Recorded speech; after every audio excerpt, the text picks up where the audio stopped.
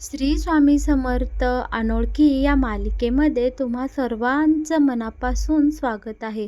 बरं का प्रेक्षकांनो, आपल्या या अर्पिताला त्रास देणाऱ्या ह्या नालायक राजसीचं फायनली आता आपला हा समीर कशा प्रकारे थोबाड फोडतो आणि आपल्या या अर्पिताला कसा न्याय मिळवून देतो हे पाहायला खूपच मज्जा आणि गंमत येणार आहे बरं का प्रेक्षकांनो. आणि हे सगळं कसं घडणार आहे हे जर तुम्हाला जाणून घ्यायचं असेल तर तुम्ही हा संपूर्ण व्हिडिओ शेवटपर्यंत पहा, म्हणजे तुम्हाला सगळं काही इकडे कळून जाईल. बरं का माझ्या लाडक्या प्रेक्षकांनो, इकडे आपल्या अर्पिताची अवस्था पाहून खरंच खूप वाईट वाटतंय बरं का. अर्पिताचं सगळं शरीर असं ठिकठिकाणी जळालेलं आता आपल्याला पाहायला दिसणार आहे आणि बिचारीला हे सगळं काही माहीतच नसतं. ती आता हॉस्पिटलमधून तिच्या रूममधून बाहेर आलेली असते आणि बाहेर आल्या आल्या तिथली समोरच बसलेली एक बाई तिच्याकडं खूप विचित्र नजरेने पाहते. या सगळ्याचं अर्पिताला जरा असं विचित्रच फिलिंग येतं. मग ती जरा पुढे होते आणि तिथल्याच एका काचेच्या आरशामध्ये डोकावून पाहते आणि पाहते तर काय, इकडे तिचे संपूर्ण शरीर जळून गेलेलं आहे. या सगळं पाहून इकडे अर्पिताला खूप मोठा धक्का बसलेला असतो. ती मोठमोठ्याने रडू लागलेली असते. तिला कळतच नसतं की तिच्यासोबत नक्की हे काय घडून गेलेलं आहे. अर्पिताचा हा अवतार पाहून खरंच खूप रडायला येते हा प्रेक्षकांनो. पण इकडे आता काही इलाज नसतो. ती आपली देवबाप्पा समोर थांबलेली असते आणि पाहत असते त्या आरशामध्ये की नक्की तिच्यासोबत काय घडलं आहे. हातावरचे सगळे डाग धक्के पाहून इकडे आता अर्पिताला खूप वाईट वाटत असतं. तितक्यात तिथे समीर येतो आणि अर्पिता समोर जाऊन उभा राहतो. अर्पिताला स्वतःचं खूप वाईट वाटत असतं आणि तिला काय करावं हे तिला कळत नाही. आता इकडे अर्पिता डायरेक्ट आपल्या समीरच्या गळ्यात पडते आणि ढसाढसा रडताना आपल्याला पाहायला मिळणार आहे. अर्पिता आणि समीरचं हे प्रेम पाहून खरं तर इथे मन भरून येतं. समीरही अर्पिताला आहे त्या अवस्थेमध्ये स्वीकारतो आणि तिला कडकडून मिठी मारताना तो आपल्याला इथे पाहायला मिळणार आहे. आता बरं का वेळ आलेली असते ती आपल्या ह्या अर्पिताला घरी घेऊन जायची. आज हॉस्पिटलमधून अर्पिताला डिस्चार्ज मिळणार असतो. तेव्हा आता समीर काय करतो, एक रिक्षा करतो आणि अर्पिताला घेऊन त्यांच्या चाळीवर जातो. चाळीला खूप दिवसानंतर पाहून इकडे अर्पिताच्या मनामध्ये अनेक प्रश्नांची चलबिचल चालू असते. अर्पिताच्या मनात येत असतं की मला या अवस्थेमध्ये सगळे स्वीकारतील ना, माझ्याशी कसे वागतील, या सगळ्या विचाराने आपल्या अर्पिता मात्र फार खचून गेलेली असते. पण चाळीमध्ये गेल्यानंतर सगळं काही उलट घडतं. चाळीतल्या सगळ्या बायका इकडे अर्पिताचं खूप हसून स्वागत करतात. एकीने अर्पिताला पाहताच ती सगळ्या बायकांना आवाज देऊ देऊ देऊ देऊ गोळा करून घेते. चाळीतली सगळी छोटी मोठी सगळी माणसं इकडे अर्पिताच्या स्वागतासाठी जवळजवळ आलेली असतात. लहान मुलांनी अगदी अर्पिता मामीसाठी छान छान ग्रीटिंग्स बनवलेले असतात आणि गुलाबाची फुलंही घेऊन अर्पिताचं मोठ्या प्रेमाने आणि आदराने इकडे स्वागत केलेलं असतं. चाळीतल्या बायकांनी सुद्धा छानपैकी पंचारती घेऊन अर्पिताला ओवाळण्यासाठी आलेले असतात. पण पंचारतीमधली ती जळते दिवा पाहून इकडे अर्पिताला आता त्या दिवशीचा सगळी घडलेली घटना आठवू लागते. अर्पिताचं मन इथे खूप घाबरं झालेलं असतं, पण ती इथे कोणालाही तसं दाखवत नाही आणि मुलांना व्यवस्थित हसून बोलते की मी ठीक आहे. सगळेजण छानपैकी आपल्या अर्पिताचं इकडे पंचारती ओवाळून स्वागत करतात. आता अर्पिताही तिच्या घरी जायला निघालेली असते. वाटेतच तिच्या स्वागतासाठी तिथे बाबा आलेले असतात आणि बाबा एकदम भरल्या डोळ्याने अर्पिताचं स्वागत करतात आणि तिला इशाऱ्याने विचारत असतात, बाळा तुला बरं तर वाटत आहे ना गं? आता बाबांना अर्पिता बोलते की हो, मला एकदम बरं वाटत आहे, मी व्यवस्थित आहे. तुम्ही कसे आहात बाबा? इकडे बाबाही बोलतात मी ठीक आहे. या दोघांचं एकमेकांशी खूप चांगलं बॉन्डिंग असल्यामुळे इकडे बाबांना जेव्हा अर्पिता हॉस्पिटलमध्ये होते, अशा भयानक अवस्थेमध्ये होते, तेव्हा बाबांना खूप वाईट वाटत असतं बरं का. आता फायनली त्यांची लाडकी सून इकडे घराकडं आलेली असते. अर्पिता बाबांचा छानपैकी आशीर्वाद घेण्यासाठी वागते, पण बाबा तिला काही वाकून देत नाही आणि बोलतात की ये बाळा घरामध्ये ये.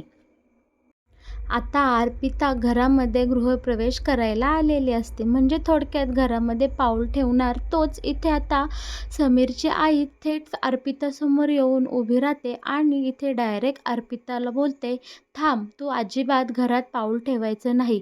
आता बाकी इकडे समीरच्या आणि सगळ्या चाळकरी माणसांच्या चेहऱ्यावर असं प्रश्नचिन्ह असतं की ही समीरची आई अशी का बोलली असेल बरं अर्पिताला.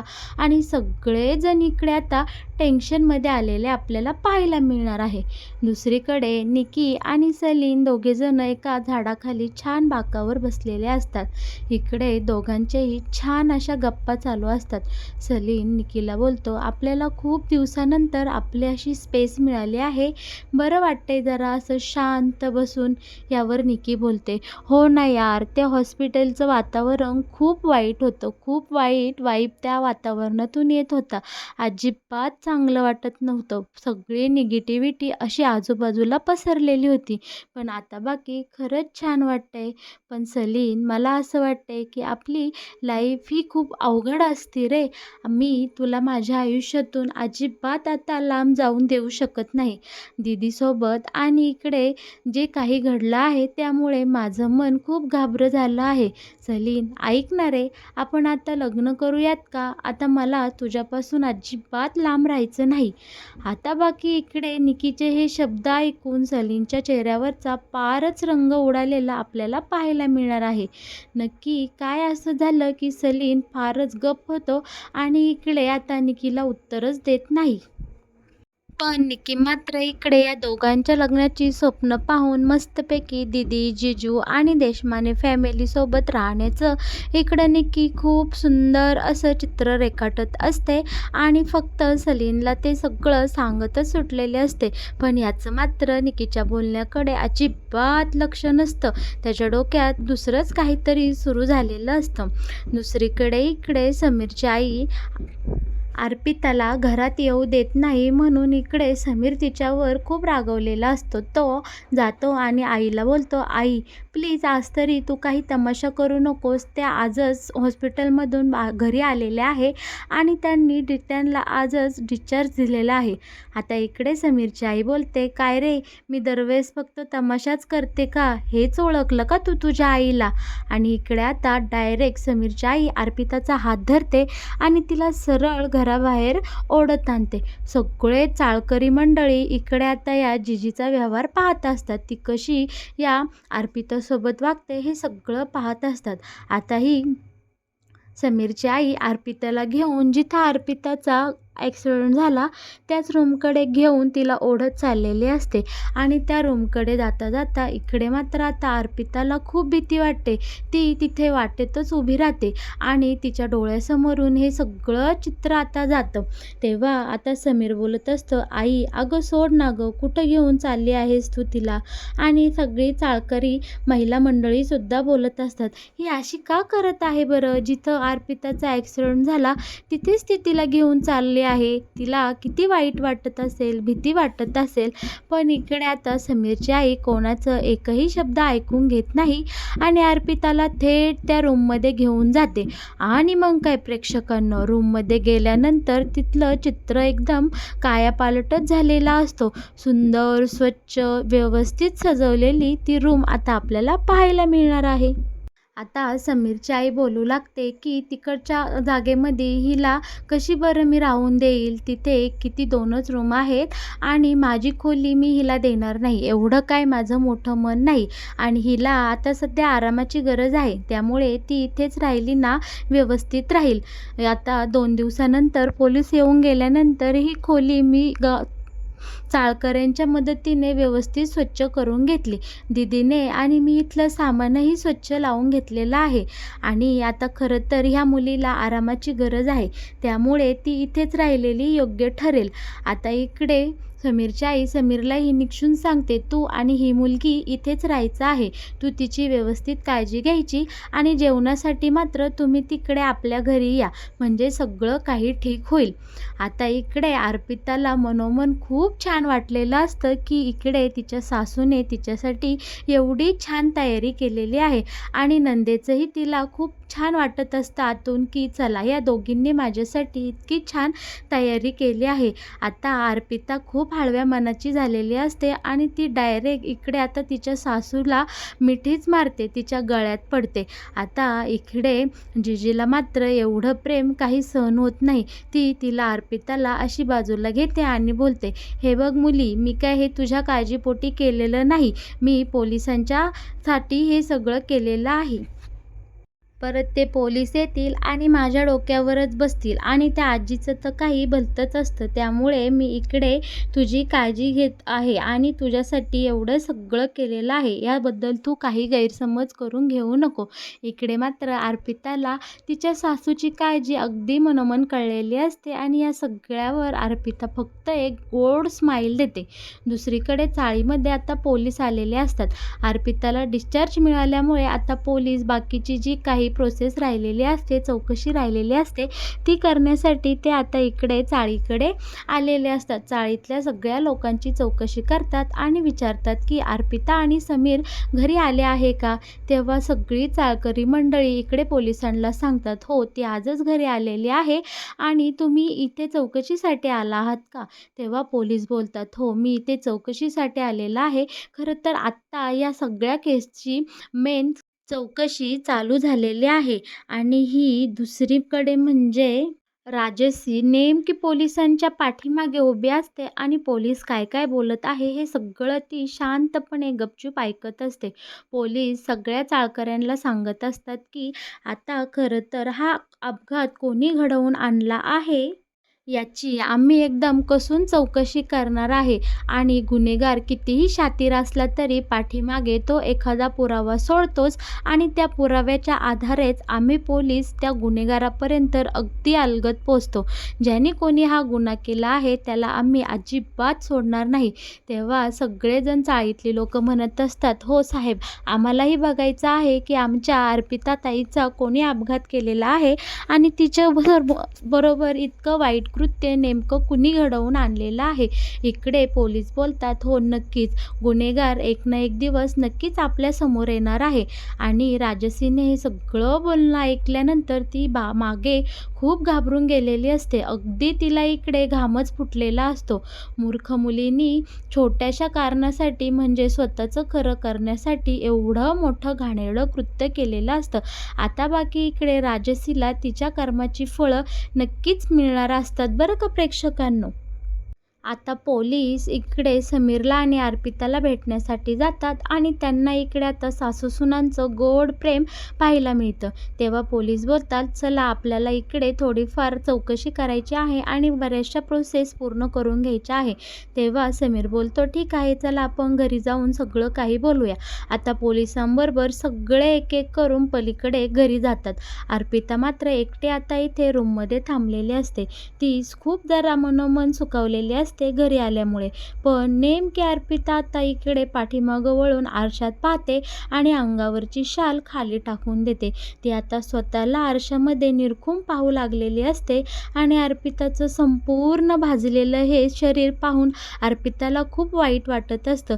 तिच्या चांगल्या दिवसाच्या काही आठवणी तिच्या डोळ्यासमोर आता येऊ लागलेल्या असतात. तिच्या आणि समीरच्या प्रेमाचे काही गोड क्षण आता अर्पिताला तिच्या डोळ्यासमोर येत असतात आणि लगेच तिला हे तिच्या भाजलेलं शरीरसुद्धा दिसत असतं. अर्पिताला या सगळ्या गोष्टींचा खूप त्रास होत असतो, मनस्ताप होत असतो. अर्पिता खूप मनोमन रडू लागलेली असते आणि मोठ्याने रडते. तिला तिच्या नवऱ्याची, समीरची खूप आठवण येत असते.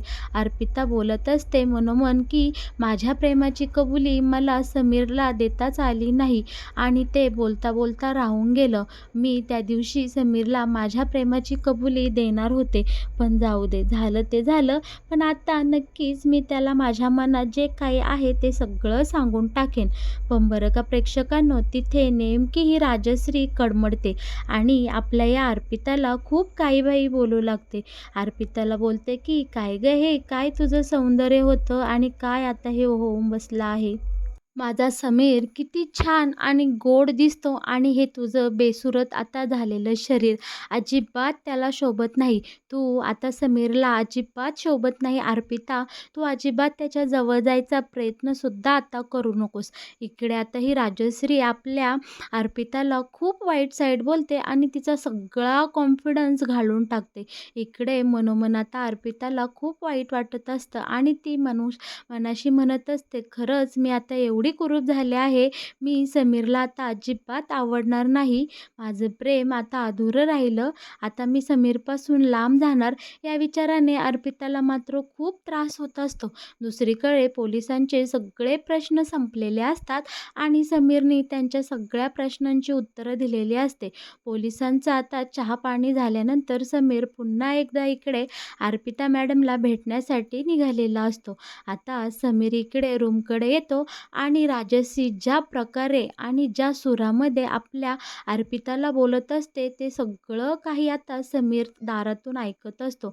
आता समीरच्या रागाचा पारा खूप वाढलेला असतो. समीर तडक त्या राजश्रीजवळ जातो आणि राजश्रीच्या सनकेनी कानाखाली लगावून देतो आणि बोलतो, माझ्या अर्पिता मॅडमला बोलण्याचा अधिकार तुला कुणी दिला आहे? आत्ताच्या आत्ता चालती हो इथून, जा निघून इथून. आणि इकडे आता आपल्या समीरने या राजसीची चांगलीच जिरवलेली आपल्याला पाहायला मिळणार आहे.